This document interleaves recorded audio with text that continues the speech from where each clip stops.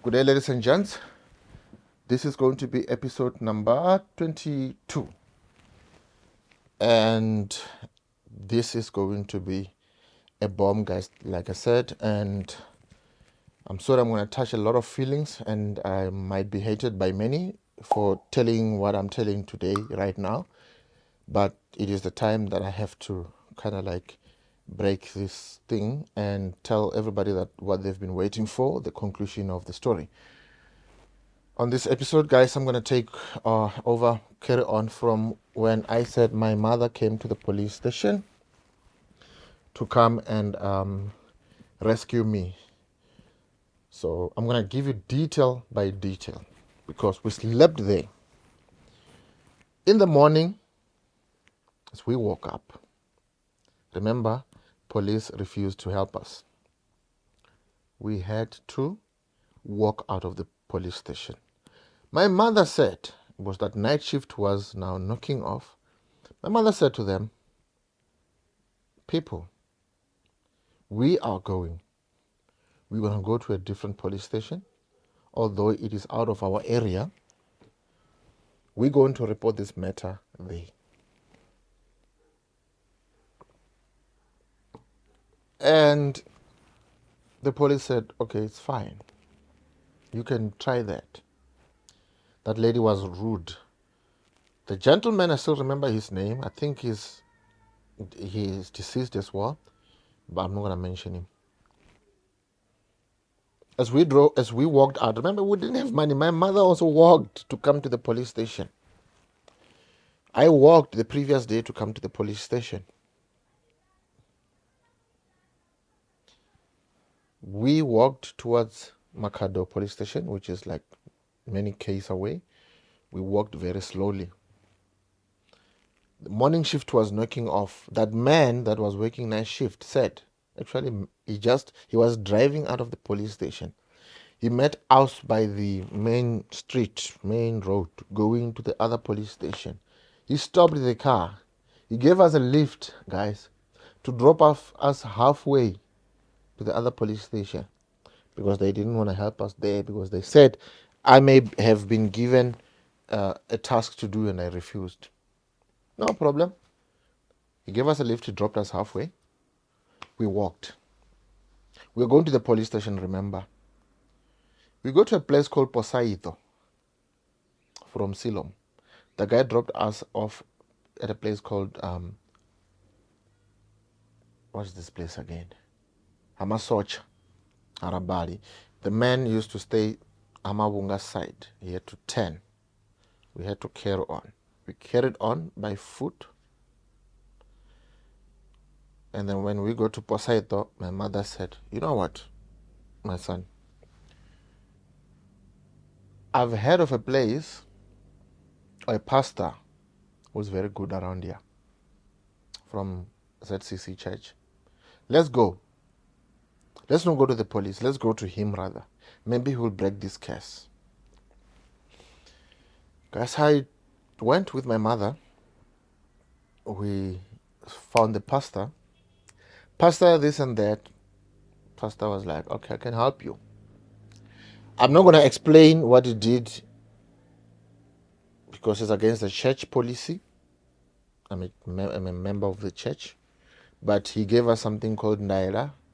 I don't know what's that in English. To go and do something by the riverside. And that will cleanse the case, whatever that's happening. And then I will be able to go back home. Remember, I stay there. My mother stays here. He gave us the things. He went with us to the river. He did what he did. He prayed for us. And he said, take this, do this with this, and. So we had to walk back. We didn't go to the police station. First bus stop, I have to now separate with my mother.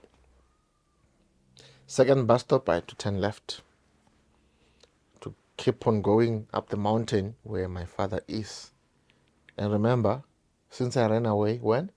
Yesterday, I didn't come back home. My mother, I left her there by the bus stop, and she said to me, "My son, don't be scared. Please go to your father's place, wherever he is, sorry. Go to your father, face him straight away. I believe in that pastor, everything will work." I said, "Okay, no problem, I'll go." My mother turned. Me. I did not go there. I didn't want to die. I just walked. I carried on walking. I just carried on walking until I got to the police station where I slept last night. I didn't go to that guy that gave me food. Instead, I went to the family members around the area. I had a family there. Family is still there. I have a family there. I'm not mentioning names, right? I went there and I told them what happened and the fact that I slept at the police last night. Everything. You know what they did? I thought they were going to protect me and hide me there. But unfortunately, they did not hide me there. What they did was, they called my father. My father had a phone, a big phone. Remember I told you my father was working on this project of whatever, crushing stones, making concrete. So he bought himself a phone. Old Nokia 50 what, I don't know. The ones with the antennas and stuff.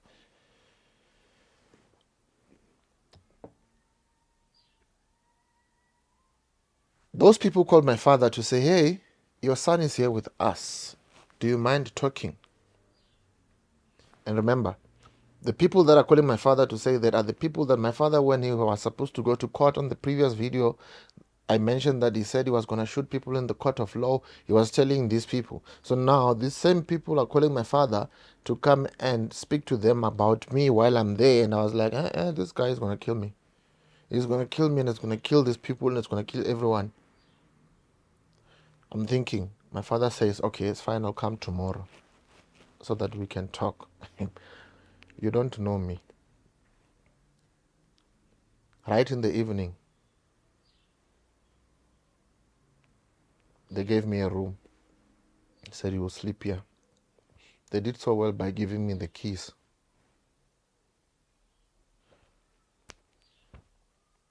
Right in the morning, like around 3, sneaked out and I ran away. I found a place where I could just sit until the morning. I was sitting there until the morning, and as I was walking, by the grace of God, whatsoever you may say, or God or what, I don't know, but I say it's God, I picked up 10 rands just on the ground. Picking that 10 rands, I thought of my other relatives that I heard of that are living in a place called Hamerura, far away from home. I took a taxi, guys, Siloam taxi rank, to Shkombani. I took another taxi from Shkombani straight there, Hamerura. I don't even know where I'm going, but I heard from just listening to people that Merura, Good Mabama is the name of the area. There's people, their surname is this. I went there and I looked for it and I found it.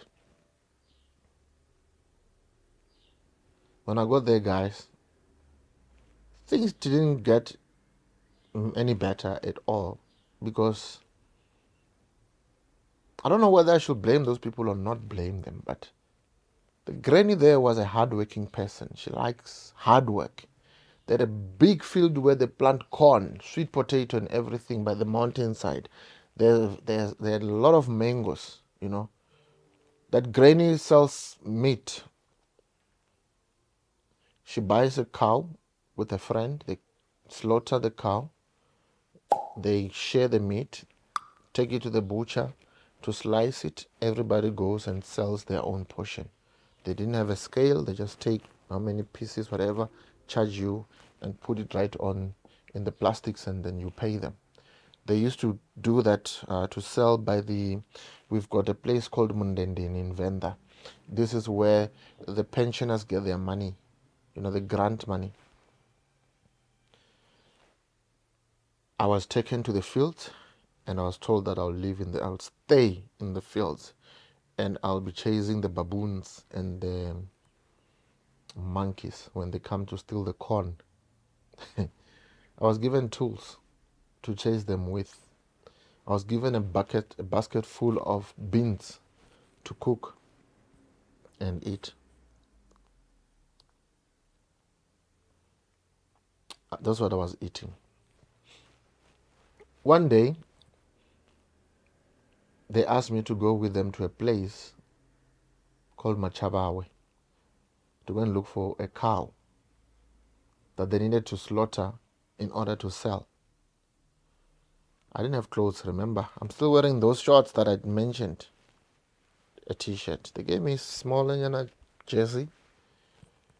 And then we had to walk by a mountain, Machabawe. We got there. It was very, very misty. You couldn't see a person next to you. It was white mist. Okay, we got there, no cow. Let's proceed to a place called Kunda. We got there, no cow. And then now they call somewhere. They eventually found a cow next to where I live. Where I live.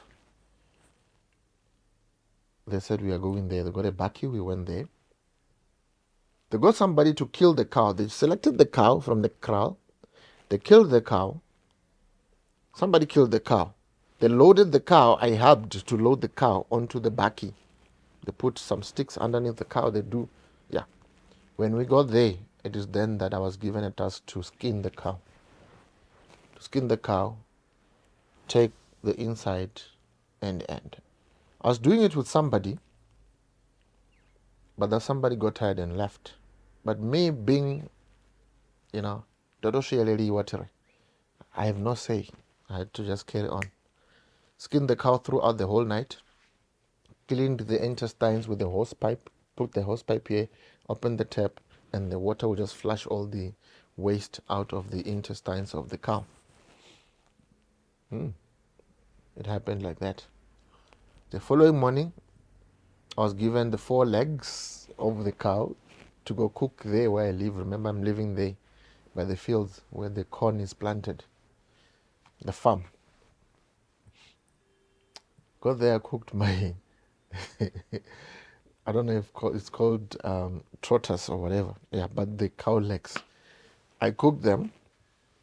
I ate them with my beans and my meal pap and everything, and the avocados and everything. And I realized that, you know what? It's not working here. I have to go. I have no money to go. I told them I need money to go back. They said they don't have money yet. They'll give me the money as they get it. Okay, no problem. I went to go play some game with my other people. Remember, I'm making friends now there. When I come this side to come greet them, when I leave the fields, the farm, I meet some people and I talk to them. Fine. I played some game and I got some money. Money that could get me home. You get what I mean? So,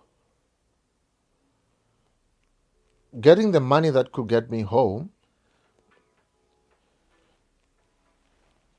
I just kept the money. It was not much. I think it was about 10 rands that I could get. You get what I mean? Maybe only 10 rands. I used that money to return back home. Now I told myself that, you know what? This father, whatever he is, whoever he is, whatever he planned to do, let him do it. I'm sick and tired. I stayed there at that place called Amerura for about 3 months. I think it's August, September, October. When I came back, it was around the examination period. I got back home. My father didn't bother to look for me. Nothing actually really happened, but I got home. I found him in the afternoon, and the first thing was, take these 5 friends, go buy me weed. Because I went to go buy him weed. When I came back, he asked me one thing. He said, do you think I'm afraid of police? Do you think police officers eat people? So he went to the police so that they can come and eat me. Let me tell you something. Arrested or not arrested, I'll still live. And today I'm going to show you who I am. Yes. The beating that I got that day was not matched to any other. Because I was bleeding all over.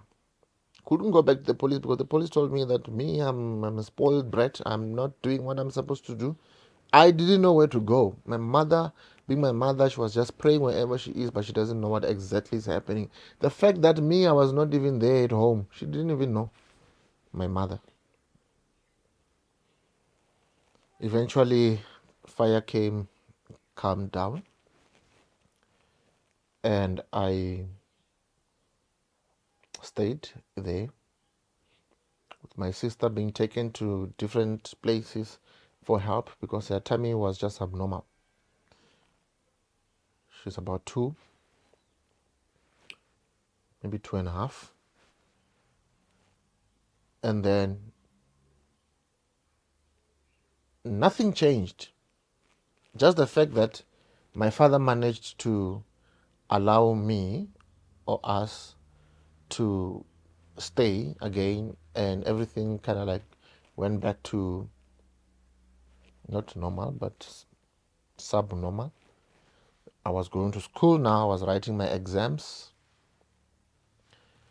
and then I finally passed my grade 8 by God's grace because it was difficult. I went to grade 9, January of 2002. Things got tougher, guys. Nothing was happening. Always hungry, always angry, always tired. Everything was just a mekar. No clothes to go to school, no clothes to wear at home. Nothing. My father, us still staying there by the great-grandfathers and the great-grandmother, is chasing them out again and again and again and again.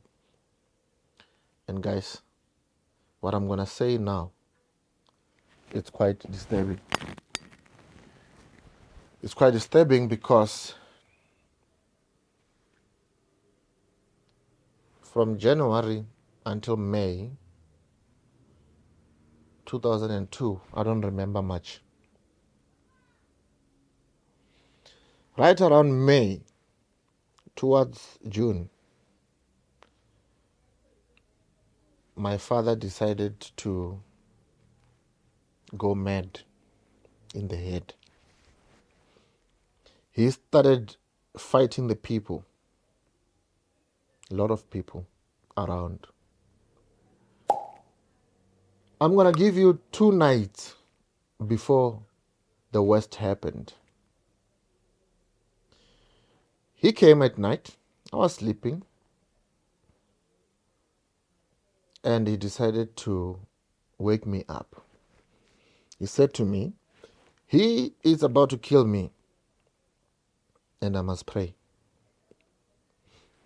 Okay, I prayed.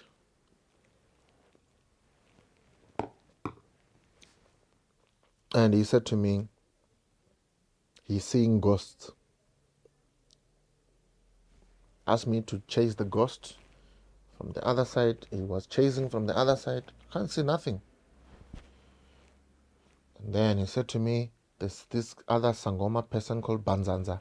He asked for weed because she used to smoke Banzanza. She used to live there by the bush somewhere when he just, yeah. He said he asked for weed from Banzanza, and the Banzanza gave the weed underneath the fence, and that is a curse. This and that, let's go find Banzanza and kill Banzanza. Okay, Banzanza is a lady. The lady, Sangoma with dreadlocks. I accompanied him. We got there. He chased the Banzanza person. Banzanza was running away. My father, with this firearm shooting. I don't know if you still even remember that, but I remember everything.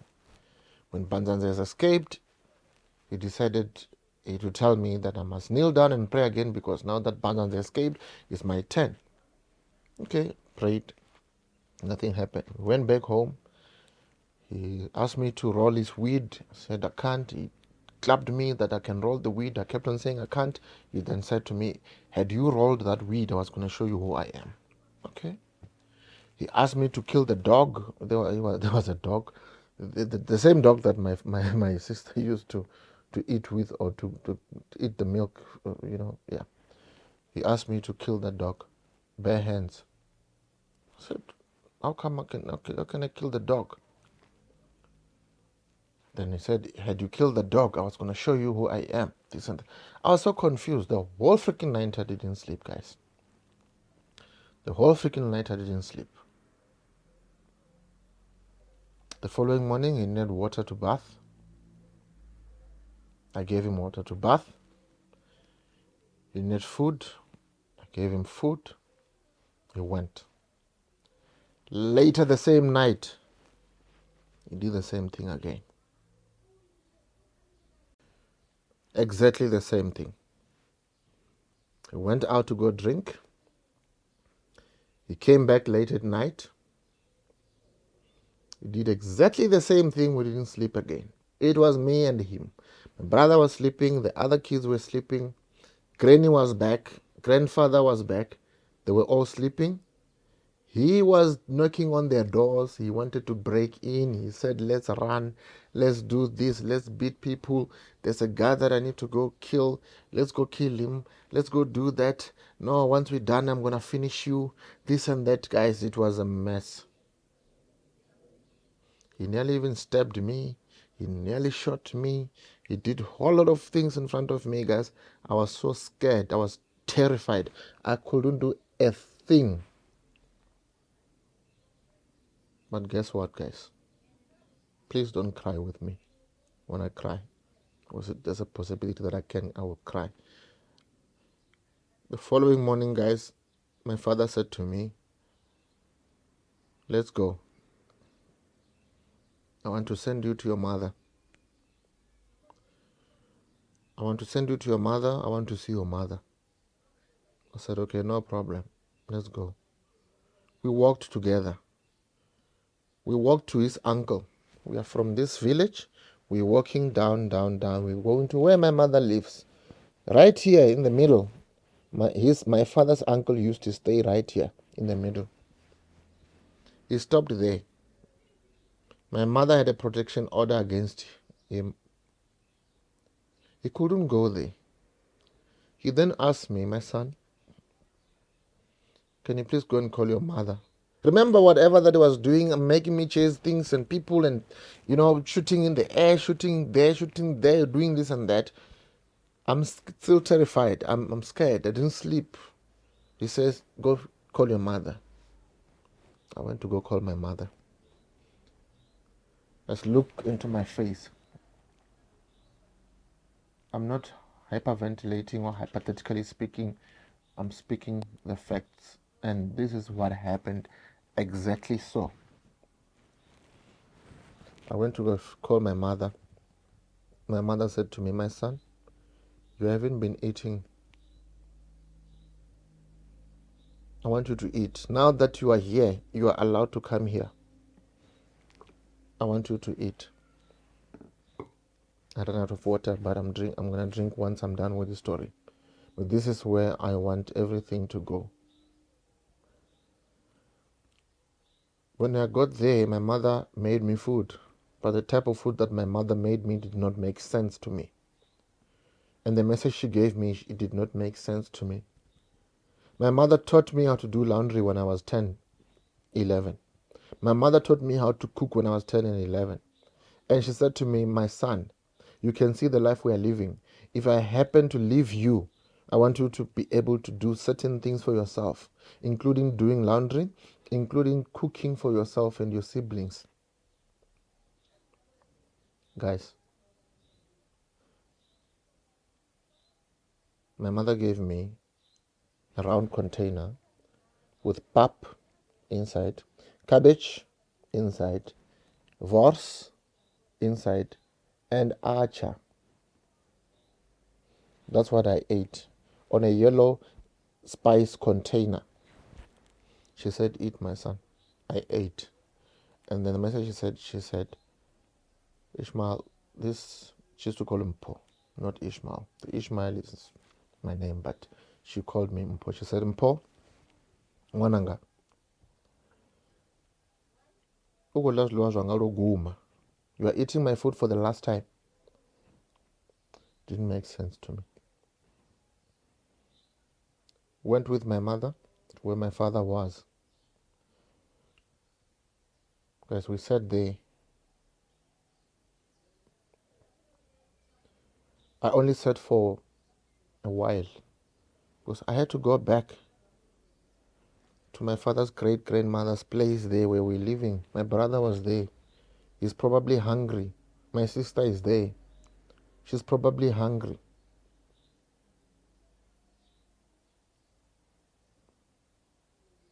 I got back there. And what happened here, my father gave my mother 50 rands to go buy chicken. And my father said, I'm going to come eat later on. Midnight. Right before midnight, around 10, 11 p.m.,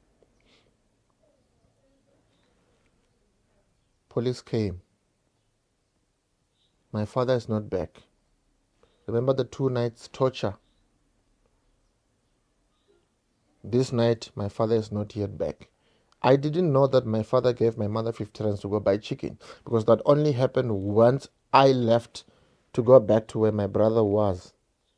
I left my mother and my father and my father's uncle and my father's uncle's wife. There were 4 with the kids. But yes, apparently police came at night. They knocked. They said, is your father here? I said, no, my father is not here. Where is he? I don't know. I remember I was still childish, very young. I was tapping on the police officer's bulletproof, trying to feel what it is made of. They said, okay. They left. Guys, the following morning, there was another man. That man used to live next door my mother's place. That's the man I mentioned on the very early episodes when I said my mother, when they met, and with my father used to live next door. That man was my father's grandfather, in a sense that he's a brother to the grandmother that I'm living with there. That man and my granny's, my father's great grandmother were born by the same parents. Guys, trust me when I tell you this.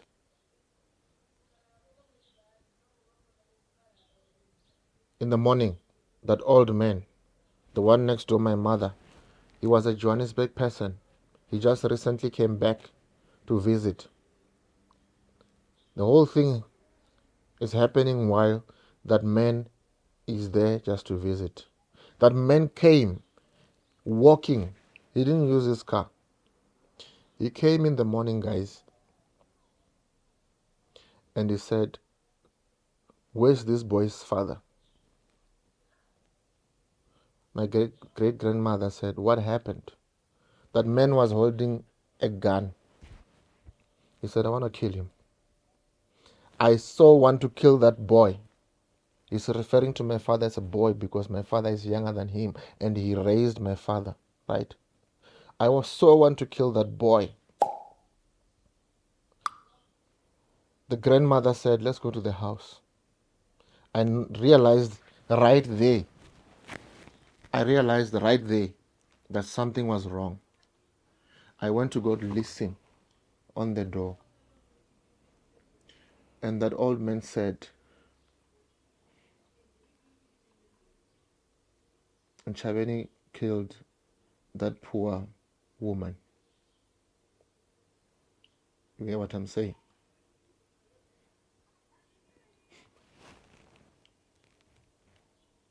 I was running.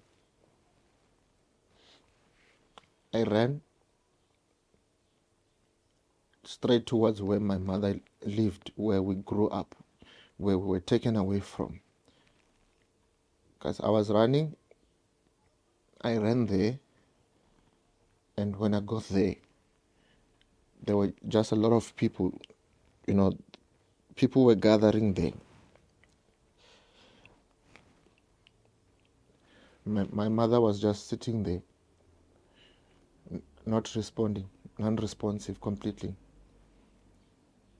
My mother was deceased. My mother died that day.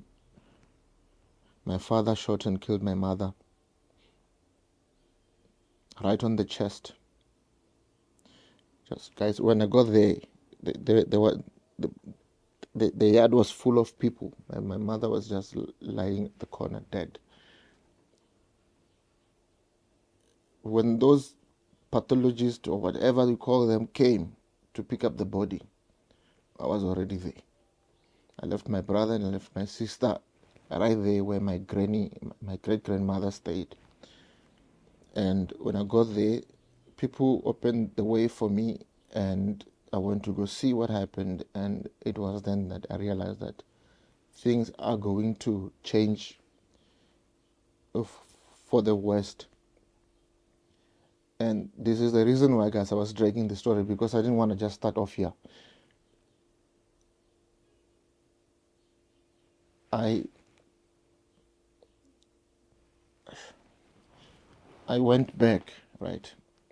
I went, I didn't know what to do. I went to go look for my granny, the mother of my mother. I found her. She lost weight immediately, but she's the one that realized that her daughter was killed. Because when the gun went off midnight, she jumped out of the window and she ran to the police station 5 kilometer or 10 kilometer away midnight to go look for the police. She came back with the police, and the police came, and the police were looking around because the gun went off, and nobody really believed that my father could have killed my mother. And the police looked around and they didn't see my mother, lying there unresponsive, and they just left to go look for my father for evidence. But when my grandmother was going to the bathroom in the morning, she just found her daughter, guys, dead, shot on the chest. I witnessed my mother dead after the whole suffering of so many years, guys, and we had no one to take care of us. We had no one to look after us. That we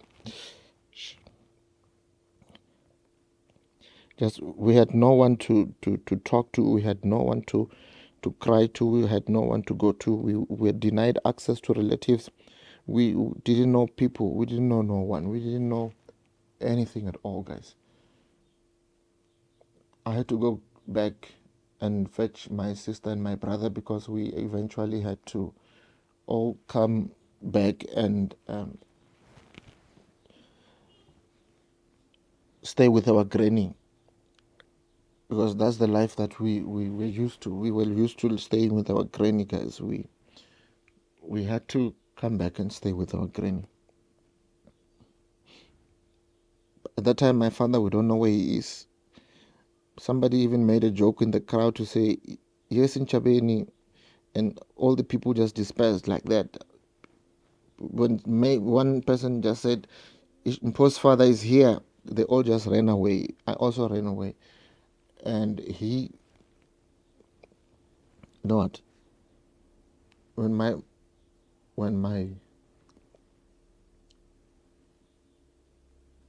I heard the story, my mother went to go buy chicken. She came back with the chicken. She cooked. My father went to go eat, but he went there with an agenda. And the agenda was to do what he did. And guys, my father just shot my mother dead, leaving me as the firstborn, 14 years old, and 11 years old brother, and a 3-year-old younger sister, and the granny. We had to, because my father ran away after that. What happened was that after shooting my mother, he went next door and he asked for a place to sleep, but he realized that that man, when he hear about what he did, he might kill him or do something wrong to him. He ran to his other uncle further down the road, and he asked to sleep there. They gave him a blanket. He escaped with a blanket and he walked towards us where we've been there by his grandmother's place. His intention, according to his testimony, or when he testified, was he was coming there to kill us so that he can kill himself, and then I don't know what, but apparently when the police were coming up there, he was following all the police vehicles behind. They couldn't see him. He had this blanket on him that was given there by his uncle's place because they didn't know what he did. And then he came, and then I'm trying to be strong, guys, for the video, but according to how I'm feeling right now, I should just be something else. But he came back, and he he he didn't come to shoot us, to kill us. Rather, he went to the mountains, and that's where he was sitting, and he was seen by people that were going to fetch woods in the morning, who didn't know what happened, and they didn't tell no one, only came to testify once the matter was in the court of law. So I was going to be the witness number one, because I'm the one person that went to go and call my mother to come and meet my father when the protection order was valid, and I had to be witness number one, followed by other people that gave the blankets and the people that did this and that, all lot of things. And we had to prepare for the funeral, guys, and we prepared for the funeral. The funeral happened, and yeah, it was hectic. It was really hectic, guys. When before the funeral could be conducted, my father was already arrested because he took himself there. He handed himself over to the police. He ran away to many places, but he ended up handing himself over to the police. At my father's funeral, at my mother's funeral,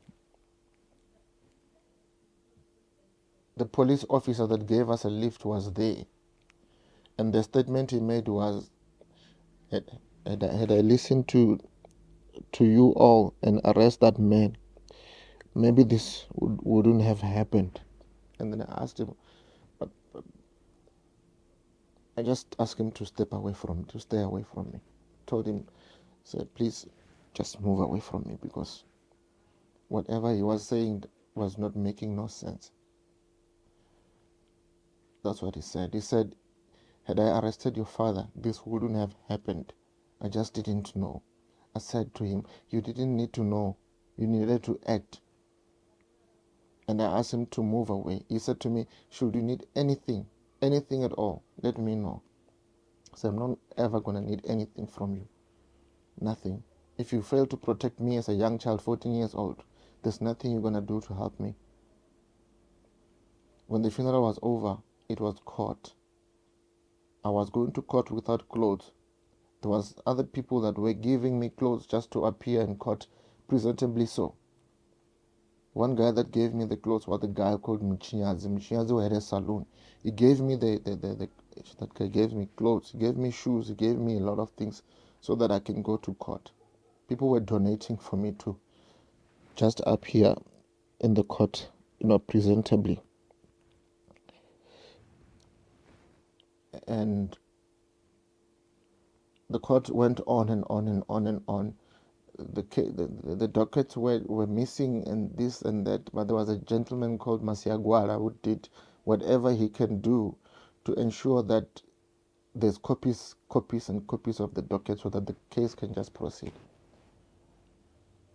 After many days of going to court, my father was given 12 years in prison. And the 12 years that he served, and he was out in 2008 from 2002. He did 6 years in prison and he was out. By the time he was out, guys, I was struggling with life. I was trying to get the end meet. I'm not going to blame anyone for not helping me. I don't expect anybody to have come and rescue me, but I did everything in my power to rescue myself from the situation that I was in. I worked hard. I tried to push. I tried to do anything I could do to ensure that we and my siblings can eat. And this is where I am now, guys. If you want me to tell you about the journey after this story that I was telling you, just let me know right at the comments below and I will top up to this story. But look at me now. I'm able to do things for myself. I'm not the best. I'm not right there yet. I'm still fighting. I still want the best out of my life. But I managed to use the lemons thrown to me, to make lemonade.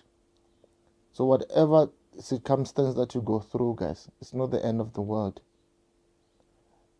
If you can channel your mind to focus on the positive things that you want and you go the right direction, you can achieve, guys.